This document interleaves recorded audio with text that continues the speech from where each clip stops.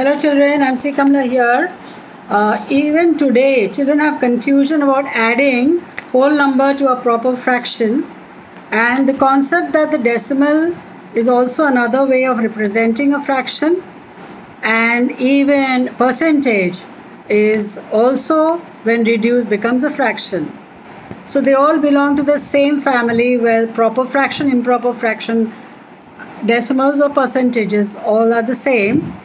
That kind of correlating with the three is rarely found these days with children. They treat it as individual chapters. For example, if a child is given 449, they won't believe even in high school the child writes as 136. He makes it this 36 plus 4 by 9 and 40 by 9, which he again writes as 449, not realizing it is addition of these two. So we very well know that a proper fraction less than 1. So it does not give any addition to the 4. So answer simply is 449. In this latest technology, in the age of technology, when things are advancing so far, I don't know why it is taught to change that whole number to a improper fraction and then convert whole number to a fraction and then add, instead of putting them together. So even whether you give like this or whether you give 11 by 12 plus 17. So imagine 12 17s and then you add 11 and then divide that big number with 12 and not realizing you're going to get 17 11 by 12. So why not teach these concepts that a whole number plus a proper fraction, nothing but a mixed fraction? What is the meaning of 5 4/5? What is the meaning of 5 4/5? The child has to know it's 5 plus 4/5. So if this concept or vice versa, commutative, 4/5 plus 5. So this, when you're teaching mixed fraction, the things that, it's not only, we generally teach improper to make divide and remainder by divisor, but the different formats of mixed fractions, it's 5 plus 4/5. So it is not only 29 by 5, it's 5 plus 4/5. So when a child is given 4/5 plus 5, he will write 5 4/5. Let us go back to when you teach decimals. Why not when you take 11.6, 11 plus 0.6, don't we write 11.6? Because 0.6, 0.6 is less than 1, so it does not add up to 11. So same thing, 0.6 in fraction is 6 by 10, so it's 11 6 by 10. Why not this way? Why decimal we do this and in a fraction we do this? Or of course we reduce it, it becomes the same. So it's 11 3 by 5.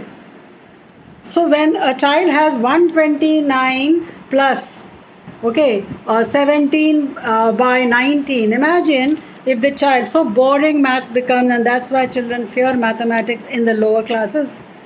It is simply 129 17 by 19 because it's a proper fraction. So imagine him 129 into 19 plus 17 and the whole thing becomes an improper fraction divided by 19 and he's doing long division here. Imagine for a child who's average or below average, how tiresome it is to do this sum. But if it's taught this way, the concept that if I ate 4 cakes and a half a cake, how many cakes I had in all? So 4 and a half. If I had 15 biscuits and I had 1/10 of biscuits, how many biscuits I had? 15 1/10. So when mentally we are doing this, why physically we are showing children this? So that is another one. So here if you have like, when you say 67 plus 13 by 10, so we don't do this, we write 1.3 and becomes 68.3. So at that time, when it's a decimal fraction, when the denominator is 10, why should we do 670 plus 13 by 10? Division with 10 is 1.3, so it's not a necessary or compulsory that the child has to do fraction because he is given a fraction. So that's how we show a correlation that fraction and decimals are same. So there's a correlation, application of decimals as fractions or fractions as decimals, the child should understand.